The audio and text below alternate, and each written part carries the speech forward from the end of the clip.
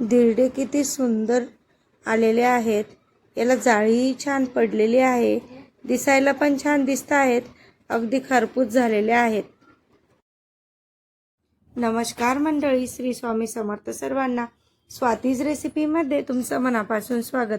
आज आपण गव्हाच्या आणि बेसन पिठापासून मऊसूत, जाळीदार आणि चवदार धिरडे कसे बनवायचे ते पाहणार आहोत. चला तर मग लगेच रेसिपीला सुरुवात करूया. पण त्याआधी जर तुम्ही चॅनलवर नवीन असाल तर सबस्क्राईब करा.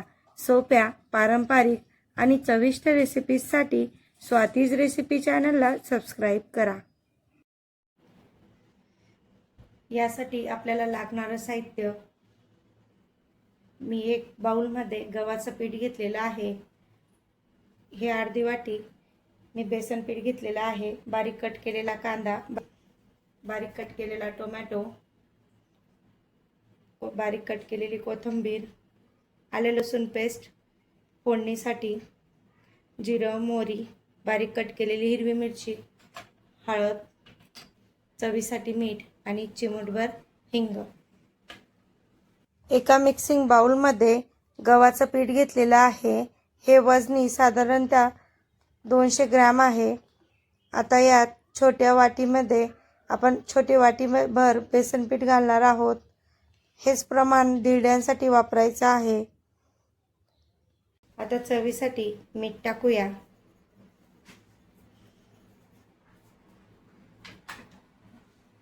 त्यानंतर आता आपण हे कोरडे जिन्नस चमच्याने एकत्र करून घेऊया. गव्हाचं पीठ आणि बेसन पीठ शक्यतोवर थोडंच घालायचं आहे.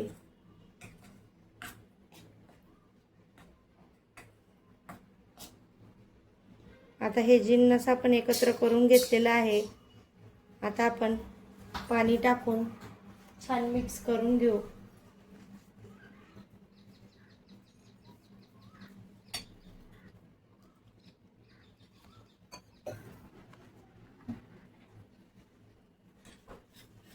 हे बघू शकता, पाणी टाकून पीठ भिजून घेतलेले आहे. हे पीठ असं दाटसर ठेवायचं आहे.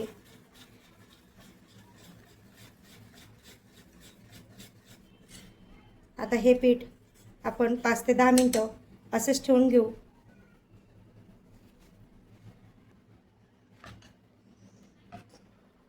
पीठ एवढं दाटसर पाहिजे. आणि वाटलंच जर आपल्याला, कारण या पिठामुळे जर पीठ पातळ असेल तरच छान जाळी पडते आपल्या धिरड्यांना. धिरडे करण्यासाठी पीठ हे फार पातळ पाहिजे. जर पीठ घट्ट झालं तर धिरडे हे जाळी पडत नाही, पण ते नरम होतात. आपण धिरडे टाकायच्या वेळेला जर आपल्याला वाटलं की फारच आता जाळी पडतच नाही, आपण त्याच्यात थोडा पाण्याचा वापर करू शकतो.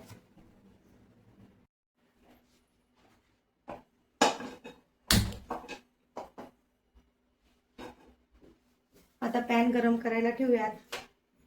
पॅन गरम झाला की आपण मोहरी टाकूया. यामध्ये 1 टेबलस्पून मी तेल घेतलेलं आहे. आता तेल छान गरम झालेलं आहे. आपण अर्धा चम्मच मोहरी टाकूया. मोहरी छान तडतडायला सुरुवात झाली की आपण 1 चम्मच जिरं टाकूया.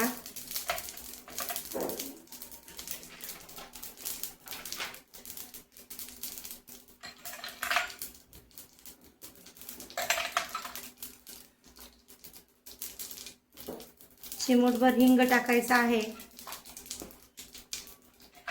त्यानंतर हिरवी मिरची,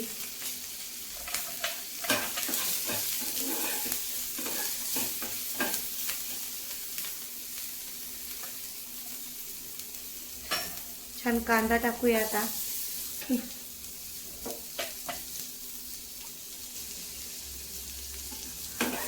कांदा छान बारीक कट केला होता.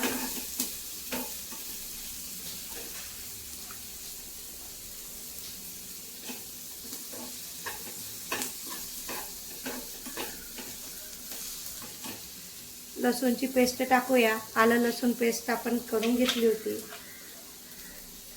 थोडं मीठ टाकूया. यात पण थोडं मीठ टाकायचं आहे.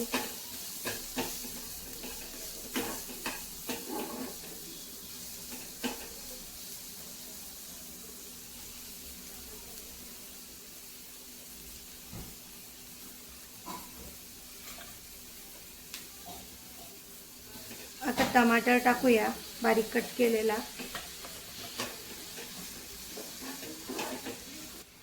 त्या सगळ्या भाज्या छान परतून घेतल्या की छान सॉफ्ट होतात आणि आकारानेही लहान होतात आणि धिरडे हे खायला पण छान लागतात. आता हे बघा किती छान आपल्या सगळ्या भाज्या सॉफ्ट झालेल्या आहेत. आपण आता यात हळद टाकून घेऊया आणि अजून एकदा छान मिक्स करून घेऊ.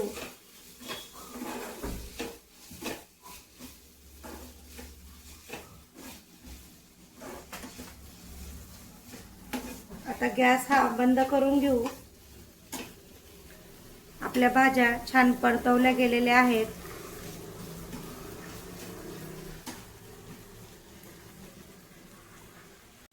आपण या पिठाला 10 मिनिटं झाकून ठेवलेलं होतं.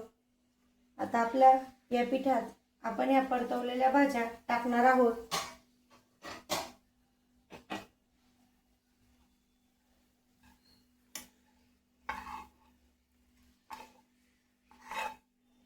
किती छान आपल्या भाज्या सगळ्या सॉफ्ट झालेल्या आहेत. तुम्ही तुमच्या आवडीनुसार यात अजून भाज्या ॲड करू शकता, जसं की गाजर, शिमला मिरची.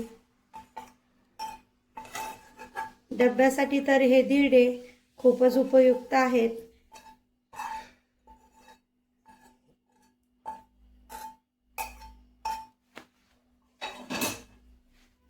आता हे छान मिक्स करून घेऊ.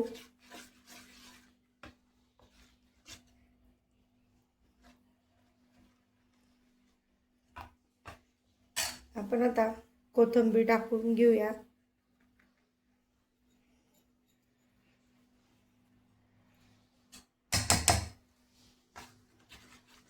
आणि छान मिक्स करून घेऊ.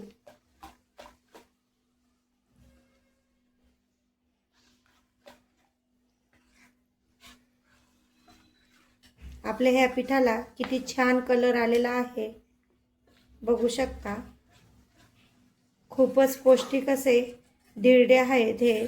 आता पॅन छान गरम करून घेऊया आणि सर्व बाजूने पॅनला तेल लावून घेऊ.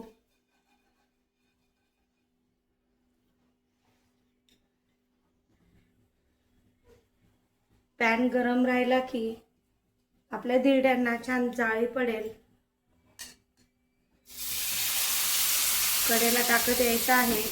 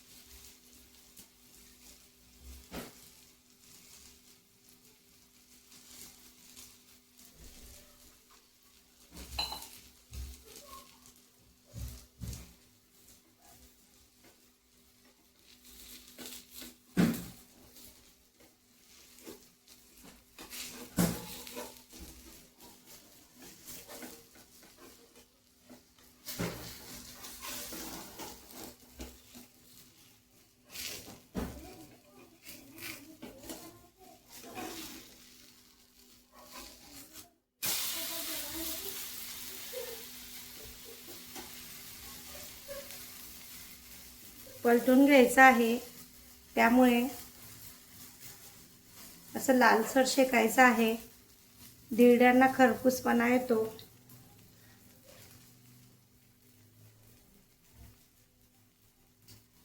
बघू शकता किती छान धिरड्यांना जाळी पडलेली आहे.